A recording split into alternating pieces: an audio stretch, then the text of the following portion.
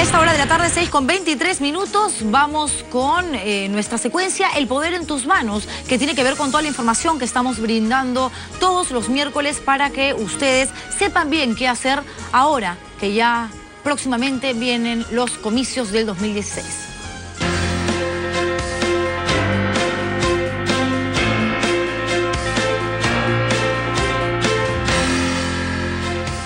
¿Y de qué vamos a hablar esta tarde? Del asunto del financiamiento. Es alucinante porque por un lado está la preocupación de todos, de todos los ciudadanos de a pie, no solamente los políticos, los voceros de siempre, las autoridades o esas voces que se levantan, sino de los que votamos y decimos, ¿cómo es posible que de pronto aparezcan cuentas raras, que aportes no hayan sido registrados ante la Oficina Nacional de Procesos Electorales? ¿Cómo es que haya gente, que pueda existir gente que haya recibido plata para su campaña producto del narcotráfico? Sí, pues que falta fiscalización es obvio, pero también lo que se da supuestamente en teoría es que el Estado se encarga también de financiar a los partidos políticos, pero esto sucede, en la realidad no desembolsa ni un sol hoy en día el Estado para apoyar a los partidos. La mayoría de gente, según encuestas realizadas por RPP y el Estudio de Integración, han determinado que hay tanta desconfianza con relación a este tema y con lo que tiene que ver con la política en general, que los peruanos, al ser consultados sobre la posibilidad de que ya se ejecute esto que está escrito, es decir, que haya una partida del Estado para los partidos políticos, el 83% responde que cada partido, cada agrupación tiene que financiar sus propias actividades. Para hablar de este tema y más, estoy ya con Carlos Aesa, coordinador de políticas públicas y gestión pública de la Universidad Peruana de Ciencias Aplicadas, más conocida como la UPC. Carlos, gracias por venir. Muy bien, qué gusto estar contigo. A ver, gracias. Tengo en realidad como director de la Escuela de Gobierno de la Pontificia Universidad Católica del Perú. Ah, caramba, pero también estás en la UPC. Dicté alguna vez en la UPC también, sí. Bueno, profesor. Un tema en todo caso de formas, más que de fondo. Así es, y ahora nos vamos al fondo. Son dos universidades muy queridas para mí. Por supuesto. Y aquí lo importante es hablar de políticas públicas justamente y de todas estas inquietudes que existen alrededor de lo que ya se viene y basadas y muy bien fundamentadas, obvio, por estos antecedentes y todas estas perlitas que hemos ido acumulando, ¿no? Sí. Bueno, el tema del financiamiento de los partidos es un tema radicalmente importante para la democracia en general. Creo que eso es algo que los ciudadanos y ciudadanas tenemos que entender al momento no solamente de ejercer nuestro voto, sino también al momento de empezar a analizar, que creo que es algo que cada uno de nosotros tiene que hacer al momento de elegir por quién vamos a votar para que ejerza el poder y asuma la responsabilidad de gobernar nuestro país. Creo que eso es fundamental y pues ahí, digamos, el tema del financiamiento es un tema importante porque es el aporte del Estado al fortalecimiento de los partidos, ya que siempre decimos que no hay sistema de partidos, que no hay partidos políticos, pues este es un tema que sin duda debería ser no solamente totalmente regulado y legislado por el Parlamento, sino además implementado por los organismos electorales que hoy día tienen la responsabilidad de hacerlo. Entonces, si en la ley de partidos políticos se dice que, y la ley establece que estas agrupaciones políticas tienen que tener el respaldo del Estado a través del financiamiento, ¿por qué en la práctica no sucede? ¿Por qué no hay una partida? Bueno, en realidad ahí hay un tema de decisión, de voluntad política. Es cierto que la ley requería, digamos, algunos elementos claves de precisiones. Por ejemplo, qué cosas se iba a entender exactamente por partido político, qué significaba tener vigencia como partido político, cómo se iba a repartir el dinero y de qué manera se iba a establecer, digamos, las cuotas, la forma de financiamiento. Y los criterios sobre los cuales también el Estado tenía que decidir si daba 30 millones, 40 millones o 60 millones, como se anunció en algún momento, para financiar en los siguientes 5 años. Y esto es una decisión que evidentemente no pasa solamente por los órganos electorales, sino que tiene que venir del Congreso y del Ministerio de Economía y Finanzas, que digamos tiene que también analizar, digamos, los elementos alrededor de los gastos del Estado. ¿Y por qué crees, Carlos, que cuando a la gente se le pregunta sobre la posibilidad de que mañana, más adelante, esto que está en la ley sea llevado a la práctica y que el Estado financie a los grupos políticos, el 83% dice no, cada uno tiene que pagar sus propias cuentas, cobrar sus propias facturas? Bueno, porque los partidos, hacer política en un país como el nuestro, en realidad en cualquier país, es una actividad a la que hay que dedicarle tiempo y esfuerzo, ¿no? Nosotros vemos a los políticos y uno diría y se preguntaría, bueno, si este señor está haciendo campaña durante los próximos 8 meses o los próximos 4 años, ¿de dónde vive? ¿No? Si no trabajas, ¿de dónde vives? Entonces, si nosotros le pedimos y esperamos que haya ciudadanos que se esfuercen y se dediquen a la labor política, que significa prepararse para poder ejercer bien el poder, necesitamos también garantizar que hayan recursos para que se formen, por ejemplo, y para que tengan capacitación.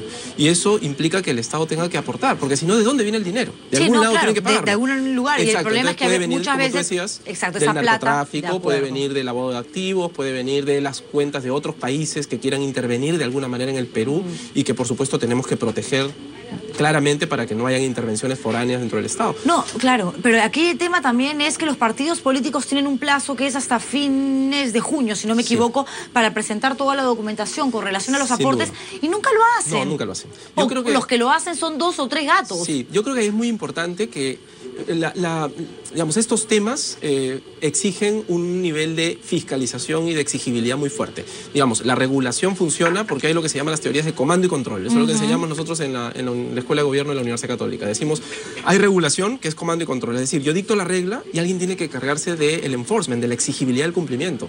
Si no hay alguien que lo exija, evidentemente no hay cumplimiento. Sí, entonces, por ejemplo, si yo no pongo en la declaración jurada del candidato cuántos son sus ingresos y cuáles son sus bienes al momento de postular, evidentemente luego no tengo cómo comparar cuando salga del cargo o cuando avance en el cargo y de repente haya un desbalance patrimonial. Es facilísimo mentir en la famosa hoja de vida porque nadie va a contrarrestar los datos que estás... Exactamente. Entonces, salvo en el caso de Llovera, que fue, digamos, tan escandaloso que bastaba con una llamada a la Universidad de Piura y decir, ese señor tiene una maestría, ni sabemos quién es, no lo conocemos. Así es. Y el otro tema es que necesitamos también saber de dónde reciben los partidos políticos el dinero que usan para sus campañas. O sea, en algún momento yo he participado directamente en una campaña electoral y sé perfectamente que cuesta muchísimo dinero.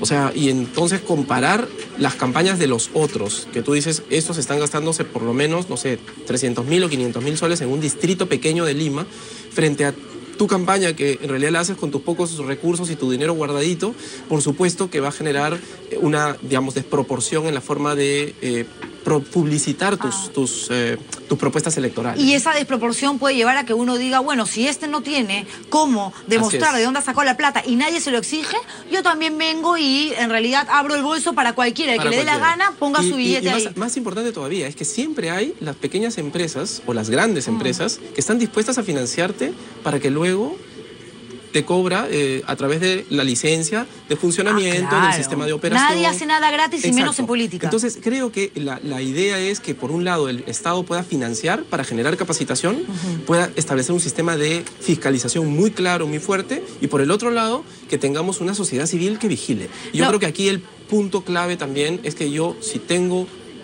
una simpatía por cualquier grupo político, que es la libertad del ciudadano de elegir, tengo que verificar y preguntarle a mi autoridad o a mi candidato y decirle de dónde estás financiando tu campaña. De repente, digo yo, ¿no? Una buena idea, una salida inteligente podría ser que cualquier ciudadano pueda obtener información a través de la ventanilla única, ejemplo, ¿no? Que es este centro que recopila, acopia todos los datos para no tener que ir a Infocor, después a la SUNAT, después a SUNAT, registros públicos, no. Quieres saber absolutamente todo, la radiografía, ver calato a tu candidato, accedes ahí. Porque además creo que hay una responsabilidad enorme de quien se postula. O sea, si uno quiere asumir una responsabilidad pública, va a administrar y financiar y digamos, gestionar el financiamiento público del Estado, que son mis impuestos, nuestros impuestos. Entonces, hay una responsabilidad de este funcionario o de esta autoridad o de candidato que quiere llegar a ser autoridad de transparentar su ingreso, sus bienes y las rentas que recibe. Entonces, eso es una responsabilidad enorme que implica una exigencia primordial en los próximos comicios electorales, ¿no? Y no debería de haber algún tipo de modificación en esta ley de partidos políticos a través también de la reforma electoral que todavía no se da y que los congresistas tampoco le hacen mucho caso porque hay intereses, obvio, para que la OMPE, que es la Oficina Nacional de Procesos Electorales, justamente, tenga una participación mucho más activa como al menos observadores, para no decir fiscalizadores, dentro de las agrupaciones políticas. La otra vez hablaba con un representante de esta entidad y me decía, nosotros estamos abiertos y dispuestos a ir donde nos llamen, pero claro, obvio, son pocos los que llaman porque nadie quiere mostrar qué es lo que se cocina debajo de la mesa. Sí, no, yo creo que aquí lo que tiene que haber más bien es una acción proactiva de la Oficina Nacional de Procesos Electorales. Hay una gerencia además dedicada al financiamiento de partidos, pero hay una gerencia de fiscalización que debe verificar exactamente qué está ocurriendo con los financiamientos y exigir que se rindan cuentas y se rinda cuentas y se sea transparente, se dé accountability, que es algo que nosotros permanentemente estamos insistiendo en nuestros programas de formación, ¿no? Una última pregunta pregunta, Carlos, porque esta parece ser también una estrategia que han encontrado algunos partidos políticos para sacarle la vuelta a la norma y luego no tener que estar rindiendo cuentas, ¿no? Lo que sucedió con la primera dama, Nadine Heredia, estos $87.000 que llegaron de Caisamag, la empresa venezolana, pero claro, en una época donde ni siquiera el Partido Nacionalista estaba inscrito ante el Jurado Nacional de Elecciones. Exacto. Y la ley no te obliga a declarar, a mostrar papelitos antes de que formalmente no seas una fuerza política inscrita. Entonces, ¿no debería de haber un plazo? Ahí tiene que haber un plazo, tiene que haber unas reglas muy claras de finalmente cómo se va a controlar a aquellos que son conexos al propio sistema de partido. O sea, digamos, si hoy día investigamos o se quiere investigar y se debería investigar a la primera dama por las cuentas que tiene, no es simplemente por un tema de meros recursos, sino porque le tenemos buenas intenciones o no con su candidatura o posible candidatura futura, sino fundamentalmente porque necesitamos que haya transparencia en el uso de los recursos y que no haya dudas sobre el comportamiento ético de los funcionarios. Eso es algo que nosotros tenemos una maestría, por ejemplo, en ciencia política y gobierno. Y nosotros hablamos permanentemente de gobernar. Estamos ahora en plena campaña de postulaciones. Y lo que le decimos a los postulantes cuando vienen es, le decimos, nosotros enseñamos gobierno y enseñamos cómo hacer política pública, cómo hacer gestión. Finalmente, cómo te postulas a un cargo electoral. Claro. Y entonces necesitas tener criterios tanto políticos, técnicos y éticos que implican una enorme responsabilidad de poner transparentemente tu información y someterte a las reglas de la investigación legal, jurisdiccional o administrativa. Lo que suele pasar es que toda esa gente que de hecho existe, que tiene tantas ganas, tantas buenas intenciones de hacer las cosas bien, de transformar la imagen de la política con gente honesta, a la hora en que empiezan a construir su pequeña agrupación, movimiento para mañana hacer un partido... Claro, pues no consiguen la plata porque lo están haciendo de manera honesta, no consiguen el poder, digamos, en los medios que otros conocidos sí, o por ser muy jóvenes no se les da, y aquí deberíamos hacer un mea culpa a todos los que formamos parte de la prensa, de los periodistas, no le damos tampoco cabida a gente que tiene quizás mucho por decir, pero claro, no están... Creo que como muy bien planteas, creo que es un asunto de un compromiso en realidad de la comunidad, de la sociedad peruana.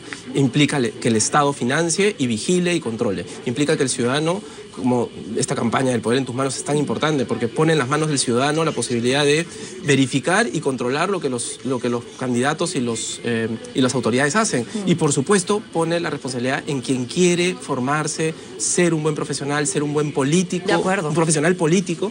Y eso implica, pues, yo siempre digo en la Escuela de Gobierno, decimos, gobernar no bastan las buenas intenciones. Está clarísimo. Gracias por haber venido, Carlos. Esto ha sido El Poder en tus Manos.